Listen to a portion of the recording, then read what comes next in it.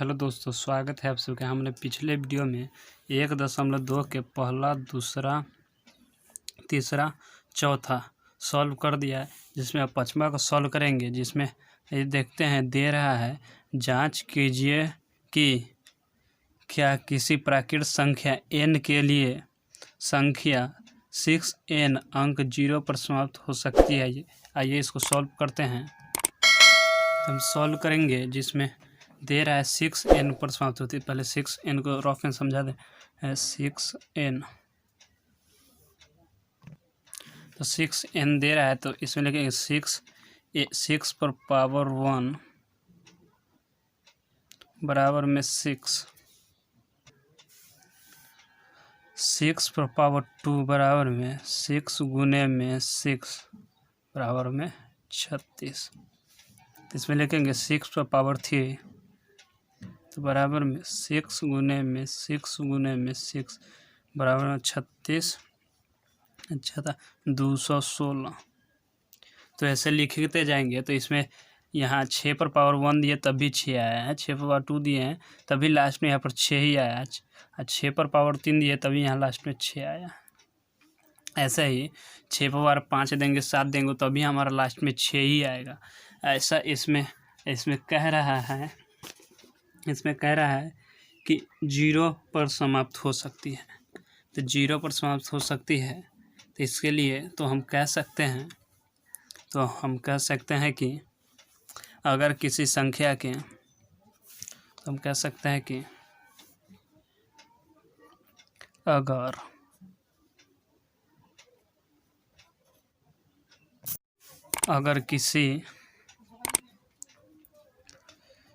अगर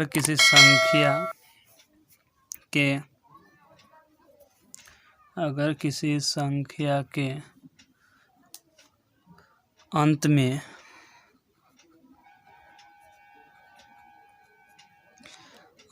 जीरो है, तो अंत में 0 है, तो वह संख्या 5 से विभाजित है। 5 से विभाजित है।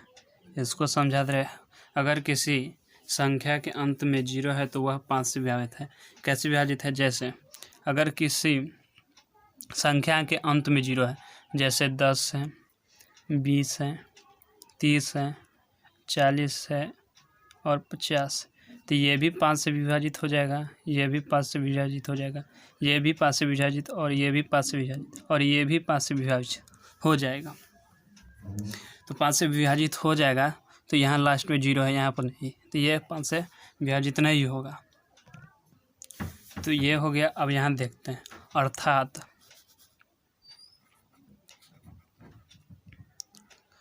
अर्थात उस संख्या के गुणनखंड में 5 आएगा, यानी 6n के गुणनखंड में 5 आएगा। उस संख्या के गुणनखंड में 5 आएगा। उस संख्या के गुणनखंड में 5 आएगा। तो 6n का गुणनखंड करके देख ले रहे हैं। 6n का गुणनखंड करेंगे तो 2 गुने में 3 पर पावर n, तो बराबर में 2n गुने में 3n। तो इसमें 5 नहीं आया, तो इसमें लिखेंगे परंतु 6n के, लिखेंगे परंतु 6n के अभाज्य गुणनखंड 5, लिखेंगे परंतु 6n के अभाज्य गुणनखंड में 5 नहीं आया।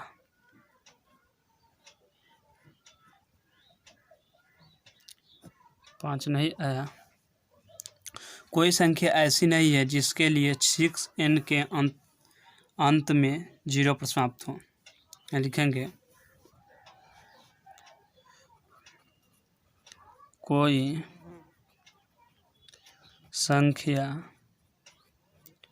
ऐसी नहीं है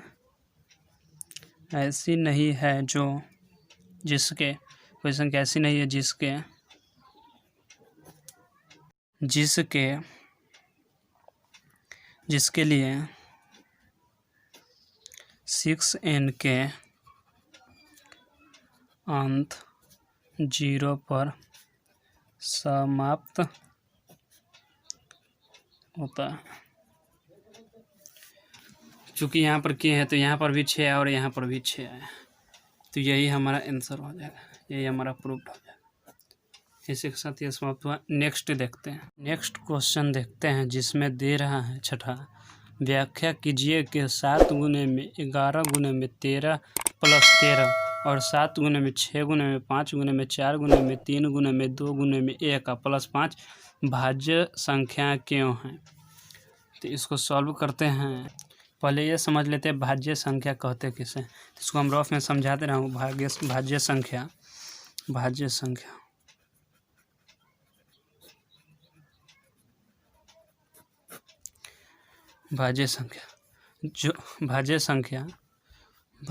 जो अपने आप को छोड़कर और एक से विभाजित को छोड़कर किसी अन्य संख्या से विभाजित हो, उसे भाज्य संख्या कहते हैं। जो अपने आप को छोड़कर एवं एक को छोड़कर किसी अन्य संख्या से विभाजित हो, उसे भाज्य संख्या कहते हैं।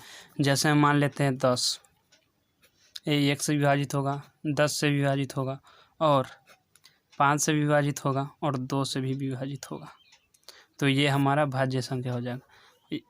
एग्जाम्पल में एक और ले लेते हैं 8, ये 1 से भी होगा, 4 से भी होगा, 2 से भी होगा और 8 से भी होगा। ये 1 से भी हो रहा है और ये अपना अंक खुद का अंक है 8, इससे भी हो रहा है। इसको छोड़कर 2, 4 और 2 से हो रहा है, तो ये भी भाज्य संख्या। अब भाज्य संख्या लेते हैं, जैसे में 3, ये 1 से हो रहा है और 3 से, ये खुद 1 से हो रहा है, तो भाज्य संख्या जो अपने आप को छोड़कर और एक को छोड़कर किसी अन्य संख्या से विभाजित हो, उसे भाज्य कहते हैं। और जो अभाज्य संख्या जो एक से स्वयं अपने आप से विभाजित हो, उसे अभाज्य संख्या कहते हैं। तो भाज्य अभाज्य आप समझ गए, तो इसको सॉल्व करते हैं। छठा में दे रहा है, व्याख्या कीजिए। यहाँ पर लिख देंगे 7 गुने में 11 गुने में 13 और प्लस 13। तो इसको लिखेंगे, इसमें से कॉमन ले लेते हैं। कॉमन यहाँ दोनों 13 हमारा कॉमन ले लेते हैं। इधर हो जाएगा हमारा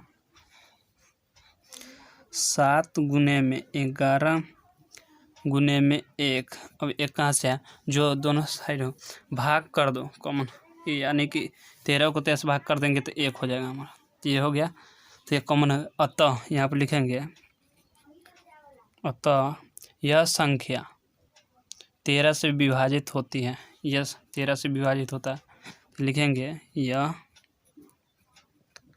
संख्या 13 से विभाजित होती है। यह संख्या 13 से विभाजित होती है, इसलिए यह एक भाज्य संख्या है। इसलिए यह एक भाज्य संख्या है। इसलिए यह एक भाज्य संख्या है। अब नेक्स्ट दे रहा है 7 गुने में 6 गुने में 5 गुने में 4 गुने में 3 गुने में 2 गुने में 1 प्लस 5। तो इसमें से भी कॉमन ले लेंगे, तो कॉमन यह हमारा हो जाएगा, इस दोनों में तो हमारा कॉमन 5 हो जाएगा, तो 5 को कॉमन ले लेंगे तो यहाँ पर हो जाएगा 7 गुने में 6 गुने में 4 गुने में 3 गुने में 2 गुने में 1 प्लस 1। तो यहाँ पर लिखेंगे, यही लिख देंगे सेम टू सेम, यहाँ पर लिखेंगे अतः यह संख्या 5 से विभाजित होती है,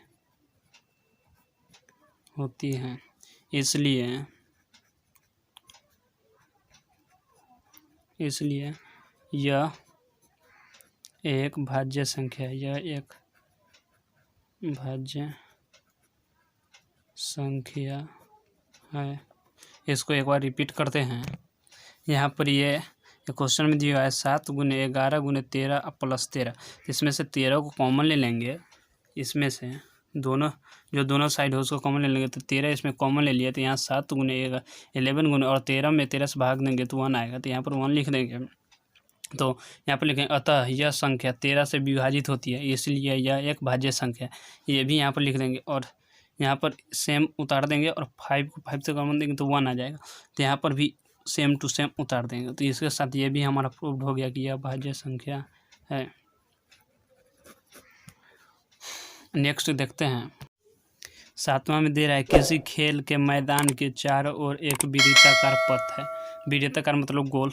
इस मैदान का एक चक्कर लगाने में सोनिया को 18 मिनट लगते हैं, जबकि इस मैदान के एक चक्कर लगाने में रवि को 12 मिनट लगते हैं।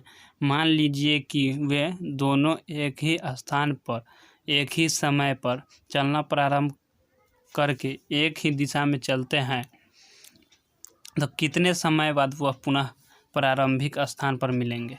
तो इसको सॉल्व करते हैं।